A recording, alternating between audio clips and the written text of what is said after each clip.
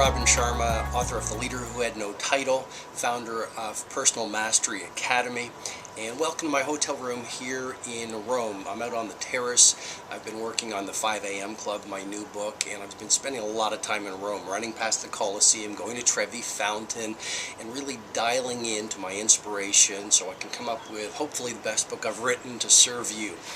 But that's not what this adventure video is about. I haven't done an adventure video for many months, so thank you for being here with me. Thank you for your faith in my work. Thank you for owning the hero within. I mean, you're with me right now because you understand the 2x, 3x mindset, which is to double your income and your impact, triple your investment and your time spent on two key areas, your personal mastery and your professional development. And I want to start off with a story, and I call it The Pirate and the Giant. And so there was once this little boy, and as a little kid he used to walk around dressing like a pirate. He viscerally believed and knew he was a pirate. And everywhere he'd go, "Rah, I'm a pirate, I'm a pirate." And this little kid, when he was really small, also believed he was a giant, and he'd walk around thinking like a giant, believing like a giant, behaving like a giant.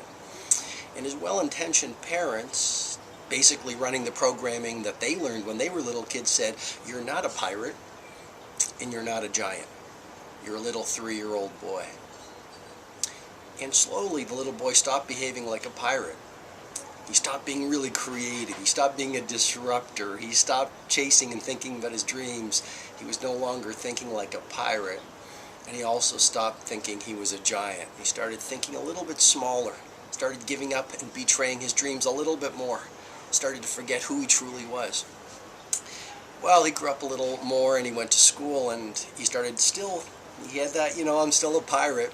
I want to do my own thing, speak with my voice, dream my dreams, believe my beliefs, and live life on my own terms. And when he went to school, he also still had that sense, I'm a giant. And he had this incredible imagination, and he wanted to be an astronaut and a poet and a billionaire and a humanitarian.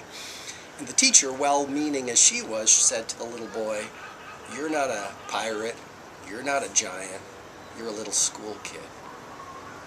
And he started to forget more of who he truly was, his original and most authentic and most powerful nature.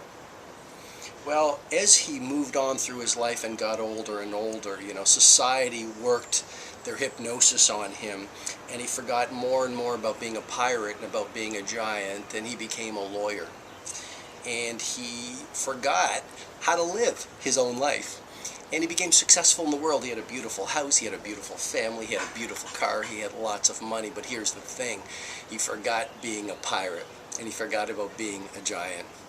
And he felt very empty in his life, and he went through his best years and his best decades basically being asleep to life. He was living someone else's life. But as he got older and older and older, he started forgetting things.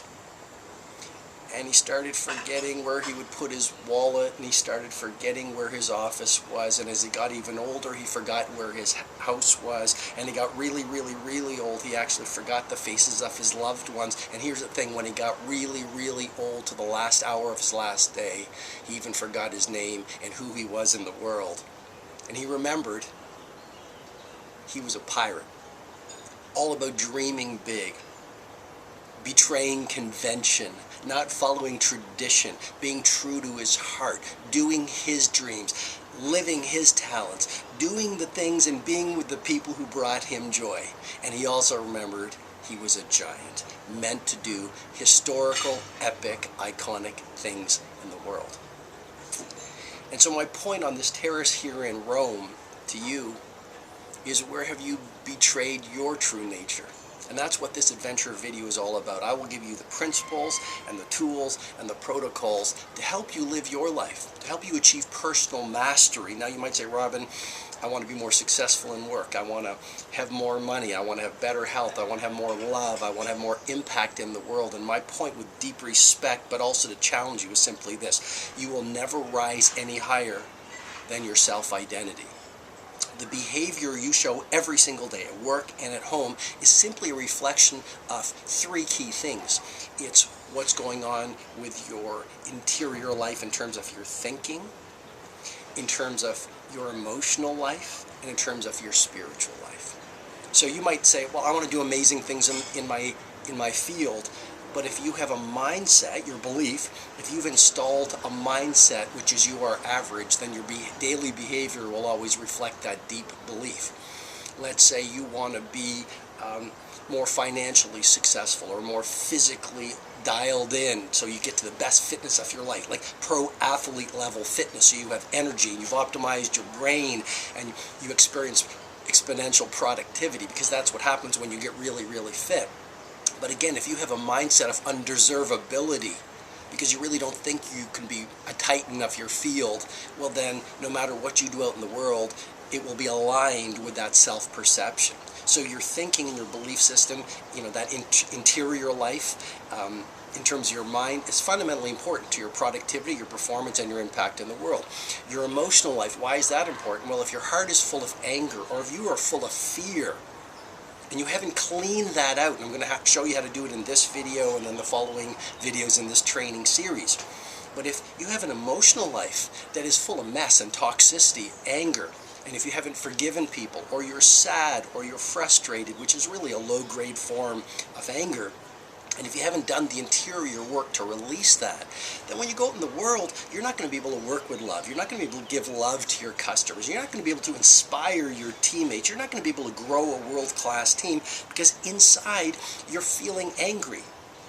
And that's a really, really important point. I mean, you want to release the fear first so you can unleash your giant out in the world. And I'm going to start off really with something interesting that happened to me today. You might have read my book, The Greatness Guide. Now, I wrote that book probably 10 years ago, and I think it was chapter 2, but it was Harvey Keitel and Windows of Opportunity.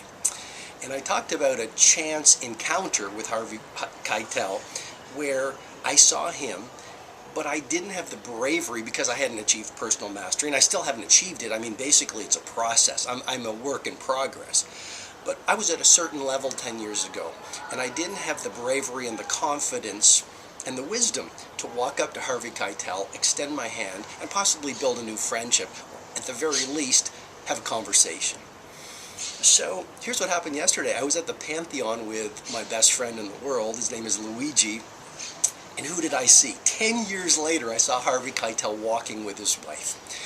And so this time I said, this is a window of opportunity, and I am going to go to the place that scares me. I mean, remember this, please. Being brave, being the pirate of your ambitions, being the giant of your life, doesn't mean you're going to feel terrified. Feeling frightened is just your next level of growth coming to get you. Society says if you're uncomfortable, there's something wrong. I'm suggesting to you and challenging you with the idea, which is if you want to live a world-class life, then you'll be uncomfortable all the time. Discomfort is the price legends pay to reach world-class. And so I walked over to Harvey Keitel, and I connected with him, and I spoke to him. We had a great conversation. I got a picture, and I want to show you the picture.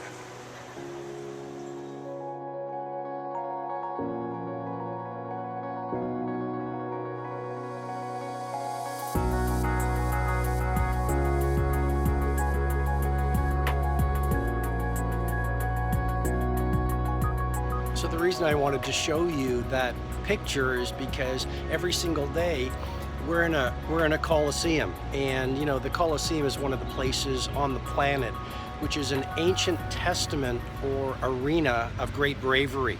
And every day you walk out in the world, whether it's trying to get the great sale or do work that wows or show more love in the world or scale up your lifestyle exponentially or do whatever the opportunity is each day, you're walking out into the Colosseum.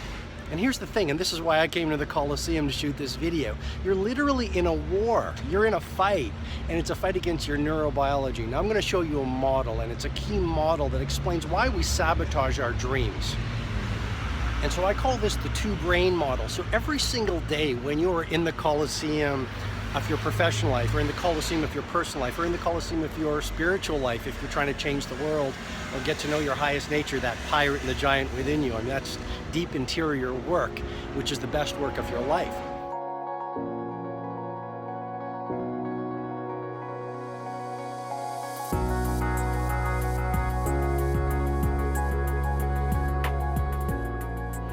So now here at the Pantheon, and two things I really want you to dial in brain tattoo. And it's really, fearlessness is a muscle. I want you to think about neuroplasticity and neurogenesis, which is really confirming that the brain is a muscle.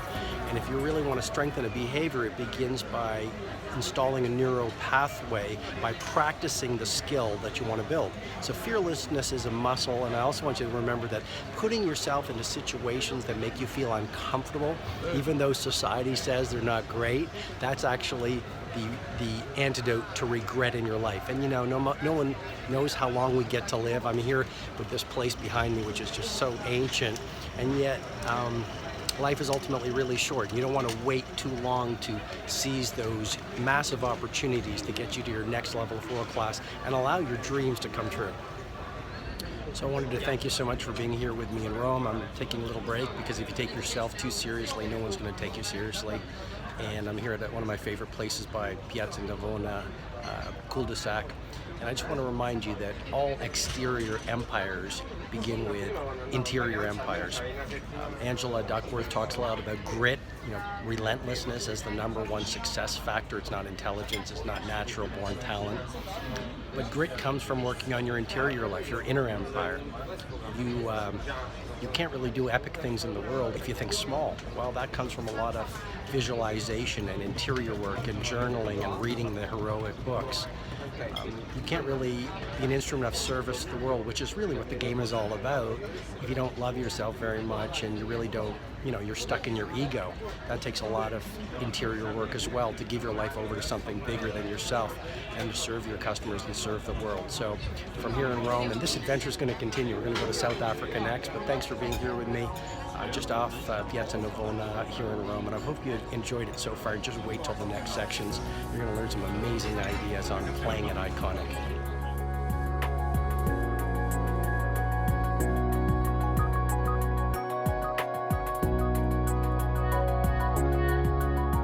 You might remember Arun Jabulani from the videos that I show at the Lead Without a Title presentations around the world. I walked into the restroom at the Johannesburg airport that he runs, and he said, "Welcome to my office." Yeah, always, Baba. And he's a perfect example of what leadership is about. Why? Because you love what you do, right? Yeah, I love what you do. I'm not ashamed of what I'm doing.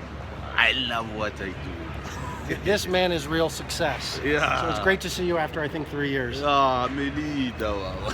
What do you have for all my followers on Facebook who want to lead without a title? Yeah, whatever you do, no matter what you are doing, if it keeps you happy, you must always, no matter what you do, even me in my office, I'm proud of my office and I love my office.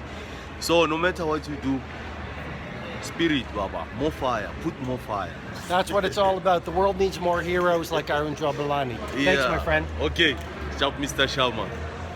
So we're in Joburg together, and thank you for being here with me as we do this adventure.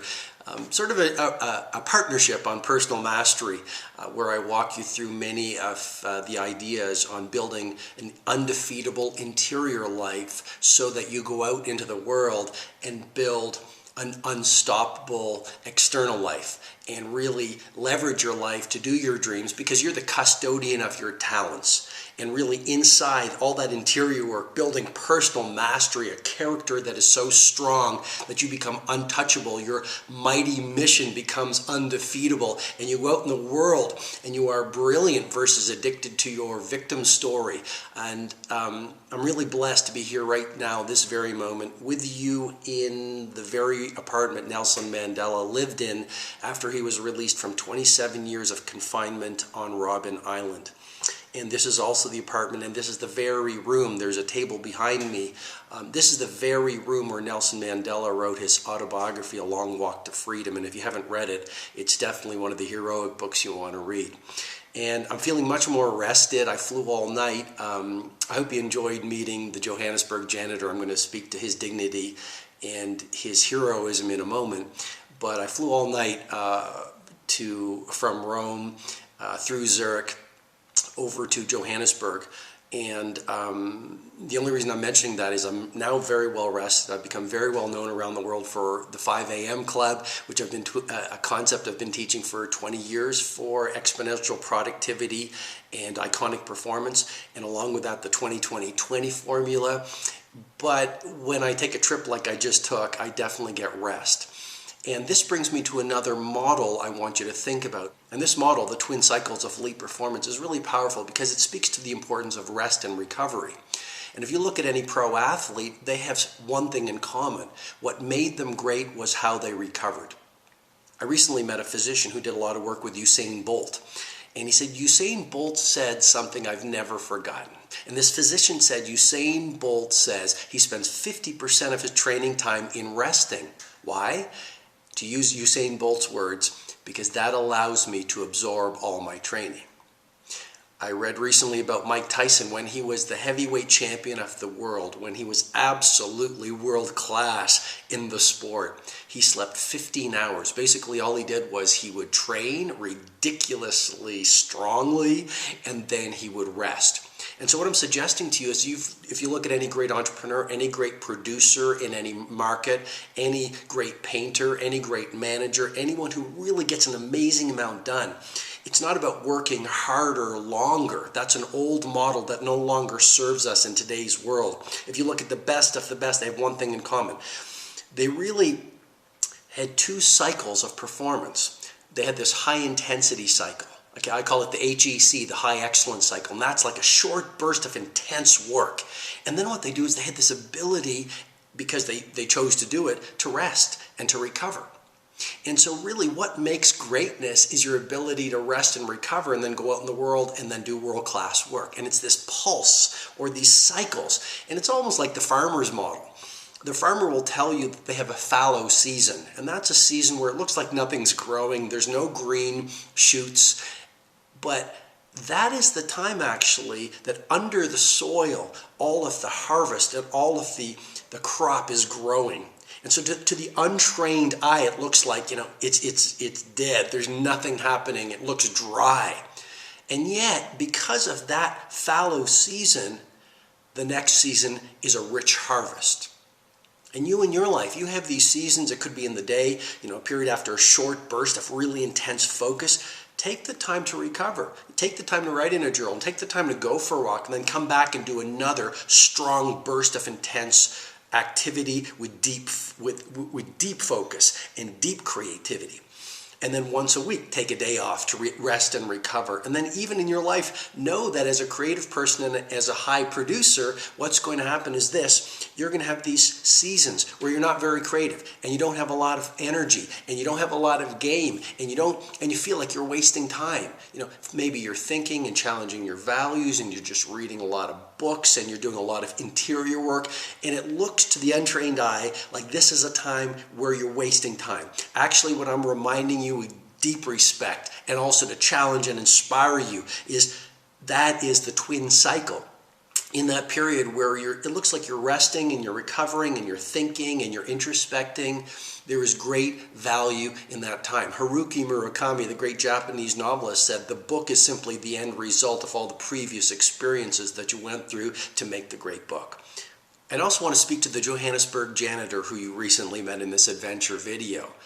I've been suggesting to you in our time together so far that your outer world is simply a reflection of your inner work. You will never make more money, produce more poetry, do more amazing things in the world, leave a richer legacy than the quality of your self-identity. You can have a victim story that you are running every day, or you can go out in the world and make history. You don't get to do both. And that man that I introduced you to, a lot of people would say, well, he's just a janitor. A lot of people say, well, when I'm a CEO or I have more money or I have a bigger title or a better car, then I'm going to do epic things in the world. Then I'm going to respect my talents and go out there in the world with a blazing glory and lift up everyone around me and do these things that previously frightened me. But right now, I'm just a janitor, or I'm just a manager, or I'm in a stuck place in my life, or whatever your excuse of choice is. And as you go deeper into personal mastery, and that's why I wanted to shoot the video here in Nelson Mandela's room. You know, I met someone very close to Nelson Mandela, and they revealed to me Nelson Mandela wasn't Nelson Mandela when he went into prison. And what I mean by that is, that person told me he went into prison a very angry man. But it was the 27 years of deep interior work. It was the 27 years of dedication to personal mastery. It was the 27 years where he learned how to forgive, open his heart, dream a bigger dream, leave the ego and serve the world. Where he read books of philosophy, where he meditated and he prayed, where he wrote, where he learned how to release his limits, where he learned how to awaken what was best within him. I mean, we all have this interior core deep within us, and this is our truest nature. This is the pirate. This is the giant. This is our authentic selves. This is where true power lives. It's deep in our core. You have it. Everyone on the planet has it. The thing is, most of us have been hypnotized by the messaging and programs and the beliefs of our parents, of our teachers, just like that little boy in the story at the beginning, of society and of the media, to think small. A lot of us have therefore become, because of all this programming for years of our lives, we have become card-carrying members of the cult of personality. And I am here to tell you, no matter where you are in your life, no matter what your past has been, no matter what tragedies or pains you've experienced, today is a new day, and today is the day I invite you and challenge you to start thinking about personal mastery and about owning your talents and about playing a bigger way of operating in the world. And you deserve this, you see, but you have to leave the mob mentality, and you absolutely have to leave the crowd, and you absolutely have to learn the ideas and the models that I teach and the tools that I will offer to you to build that heroic core. And Nelson Mandela did this not for a week, not for a day, because consistency is the mother of mastery. He did it for 27 years. And what happened? Because of that commitment to building an undefeatable interior life, to really owning his true nature, and you have the same nature deep inside. Owning that true power, not fake power like, oh, I have a big car, I'm powerful. Oh, I have a lot of money in my bank account. Oh, I'm powerful. Oh, I have a lofty title, I'm powerful. Those are fake powers. They don't last very long. You lose the title, you lose your power. You lose the money, you lose your status. There is a much deeper power. It's the power that resides within you, within your core. And as you get to know it, I'm going to share the tools on how to get to know it, but as you get to know it, and as you start identifying it, and as you release your addiction to fake powers, okay, what starts to happen is you become this force of nature that becomes unstoppable, and you do world-class work, and you start to honor your talents, and you start to do things that previously frightened you, and you start to influence everyone around you, and you start to become inspirational in the world. And you become incredibly attractive to the world. And then customers and followers and amazing things start to happen to you. It's because of who you are. As you become more powerful through deep interior work, you become more powerful in the world. And that's what happened to Nelson Mandela, to the point where when he was released from prison, okay, he invited his jailers to his inauguration as president of South Africa.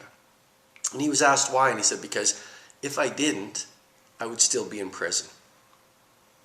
And so my point to you is simply this: do the work required to own yourself. Now you may be still saying, Robin, why do I have to do this interior work? You know, and I go back to this principle I've been offering to you through this video, which is exterior empires begin with interior empires. Okay, and let's go to the science. You know, we know that grit and relentlessness is so important, according to the scientific research, to do iconic things in the world. If you don't have any persistence, if you give up too early, you're never going to get amazing things done. Well, that is an inside job. Building this ability to believe in your mighty mission and your loftiest goals, so that no matter if people ridicule you and they laugh at you and they put you down, you stay strong. That's an inside job. Okay? If you look at, well, I want to make history.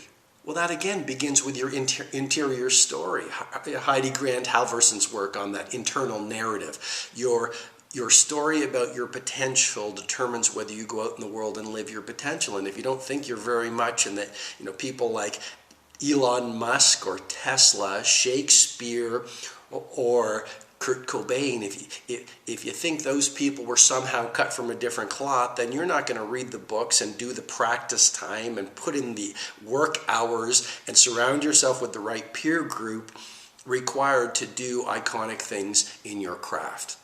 So even your thinking and your performance is a result of that interior work. As I mentioned earlier, if you really don't feel deserving of success, then you're not going to go out in the world and create success. Okay? Even something like being innovative. How can you be innovative if you're really concerned about what everyone else thinks of you? I wrote this in the back of my journal earlier this morning, and it's what I've learned is that the more you care about what others think of you, the less amazing your life will be. And again, that's interior work. Getting to know yourself, trust yourself, believe in yourself. No one will believe in you if you don't believe in you. You know, I heard recently Kanye West has this giant poster in his living room of himself. And someone, a fellow musician, said, Kanye, you've got a poster that is so huge of yourself in your living room. And you know what Kanye said? Well, if I don't believe in myself, no one will believe in me. No one will believe in you until you do the personal mastery work required to believe in you. And you know, you look around the world right now where everyone's goes to the social media so that they show, here's how I'm living like a rock star or whatever. And a lot of that is coming from insecurity, and they just want other people to like them.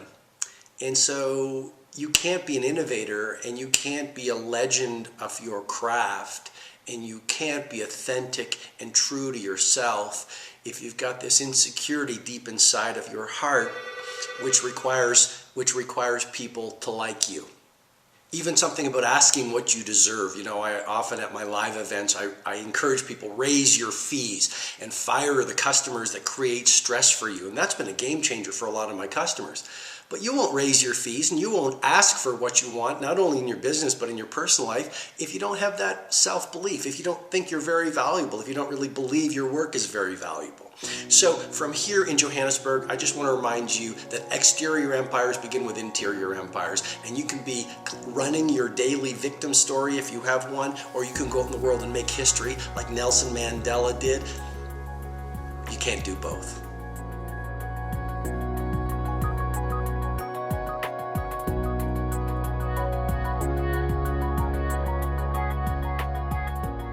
Here on Robben Island, and behind me is the quarry where Nelson Mandela spent a lot of the 18 years that he was in confinement on Robben Island.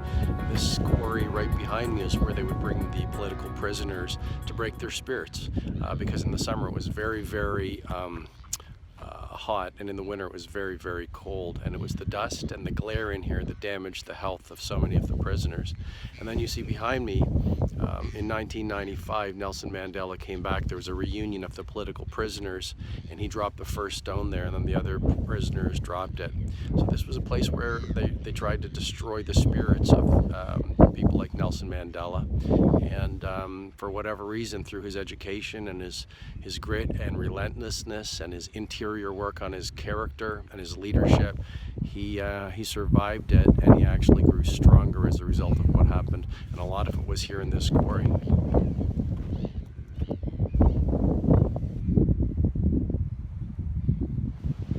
So I'm here on Robben Island, and this is the view. I mean, it's Cape Town behind me. You can see it right over there. And as you know, Nelson Mandela spent 18 years on Robben Island. He was confined for a total of 27 years. But it's such a strange thing. I mean, he suffered so much here, and such deprivation, and yet if you look behind me, you see this incredibly vast beauty.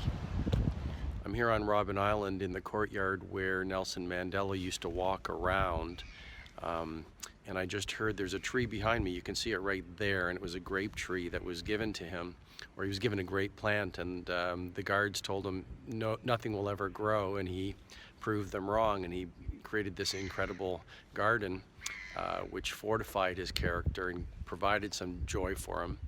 But this is where he would also walk around on Robben Island to stay strong. And I have a former political prisoner touring me or showing me around Robben Island, and he just pointed out this very place right here. I want to just show it to you. Right down there, there used to be some trees, and in this area, that's actually where Nelson Mandela hid the manuscript of his autobiography. So I just learned he was actually working on his autobiography here on Robben Island, and he used to hide it here in this garden in that very place. Where you can see the former political prisoner just with his foot showed me the area, which is mesmerizing and fascinating to be here on Robben Island and learn about what these brave people did in their fight for freedom. Well, this is really remarkable. I'm here in Nelson Mandela's prison cell.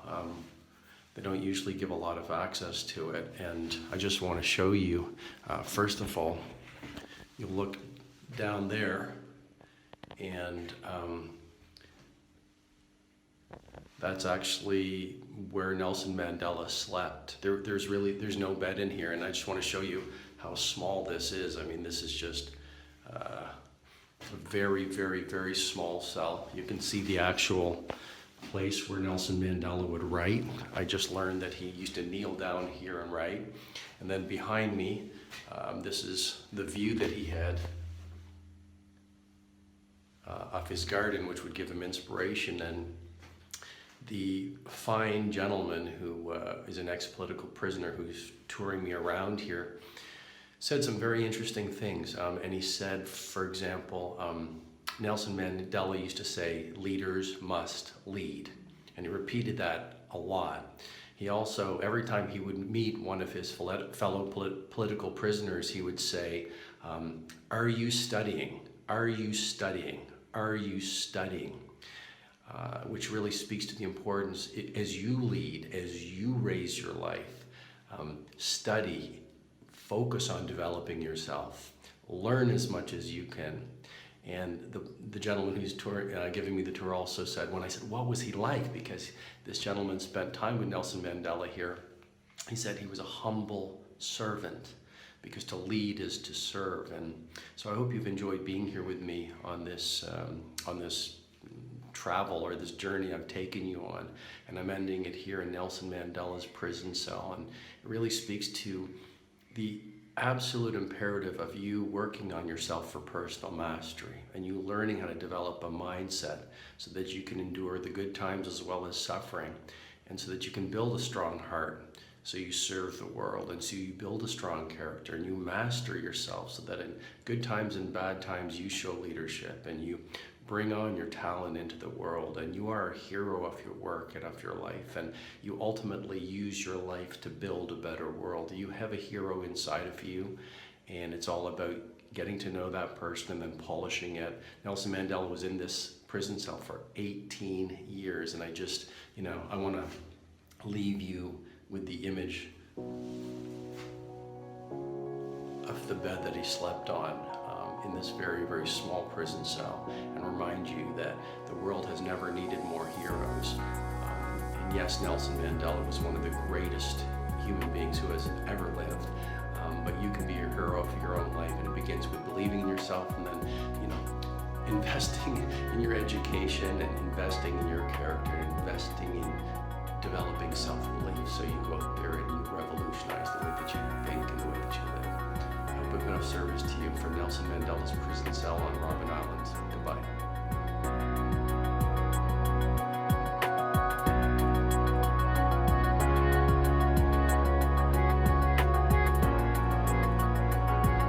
I just want to show you where we are right now.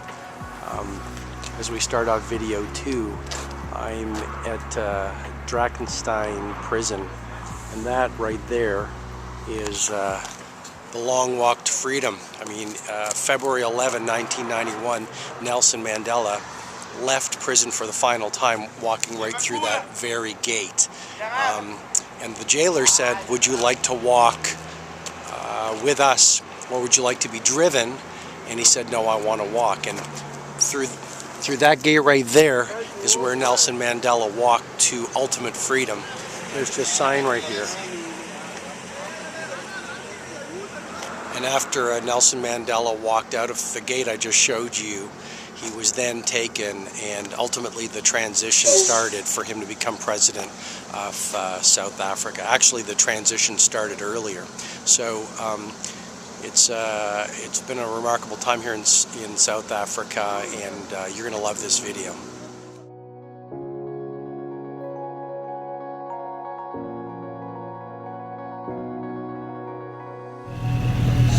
Sun setting in Stellenbosch.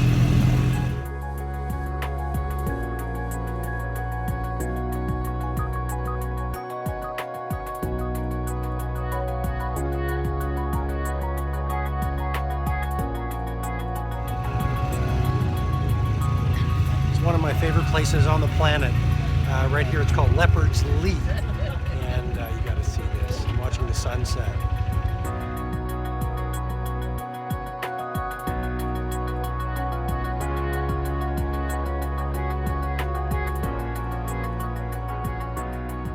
This adventure just continues, and I'm here in paradise. It's also known as the nation of Mauritius. It's in the Indian Ocean.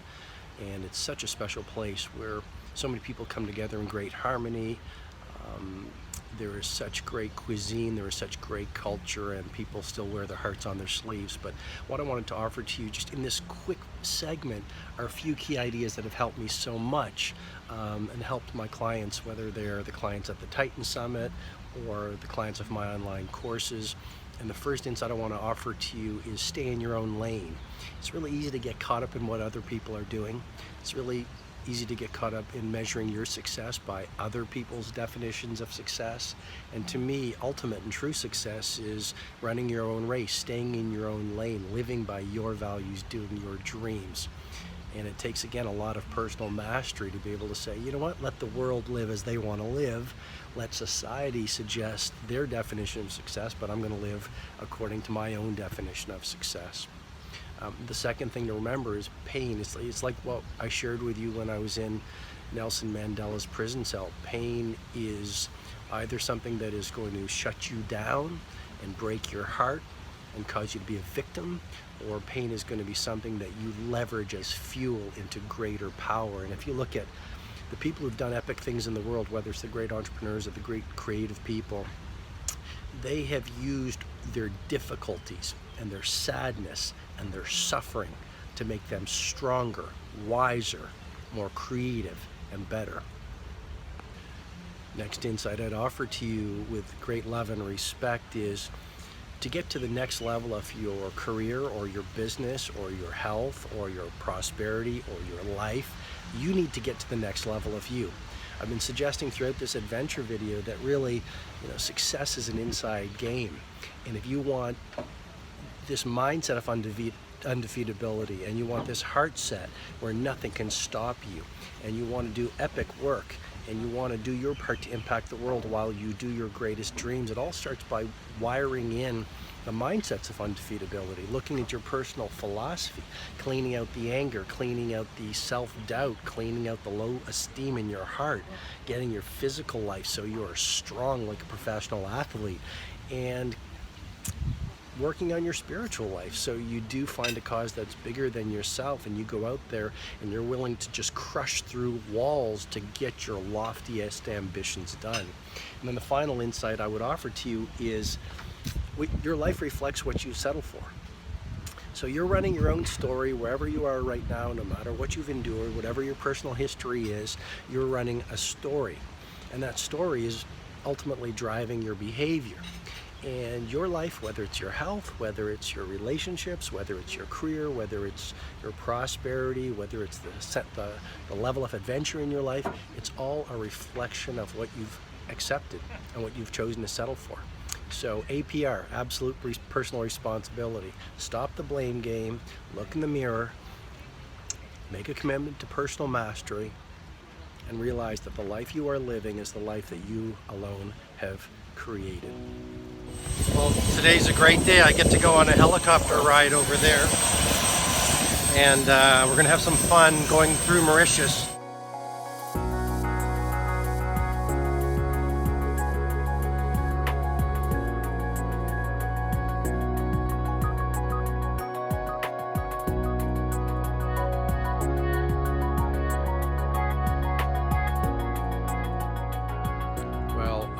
early morning in Paris, and I'm sitting out on the terrace of my room, getting ready to have a piece of pain au chocolat and some cafe. And I flew all night from Mauritius, and I just wanted to thank you for being on this journey with me, on this adventure, talking about life and success and authenticity and bravery and audacity and humanity. And I'm going to end it here in Paris. Really, it's all about personal mastery. It's not really what you get from life, it's who you become through life. And it's really easy to get trapped, to get seduced into thinking it's about the wrong things, that it's about material possessions or having the right amount of money in your bank account, or the right car, the right handbag, the right watch. Look, please don't get me wrong, those things can be fine if they make you happy. Life is made for pleasure, and enjoy the ride. I'm here in France. They have a word called esthete, a lover of beauty. So eat the great food, have the nice things, but let them be your servants, not your masters. And I think more than anything else, it's all about who you become, your character, how you leverage the heartbreaks of your life to become stronger, wiser, faster, more creative, how you use the good times of your life to become even more productive, to become even more successful on your own terms. But ultimately, I think life is really about one thing. It's about who you become. Did you live your potential? Were you brave? And were you kind? And so here in Paris, I'm going to leave you with that idea. Commit to your personal mastery. Commit to being the highest version of your best self. Commit to leveraging each day of your life to birth more of your potential and your genius into the world. When you stumble, rise. When you are ridiculed, get back up. When you feel like throwing in the towel, keep on going. Relentlessness is so powerful. And more than anything else, be kind. Thanks a lot for being with me. I'll talk to you soon.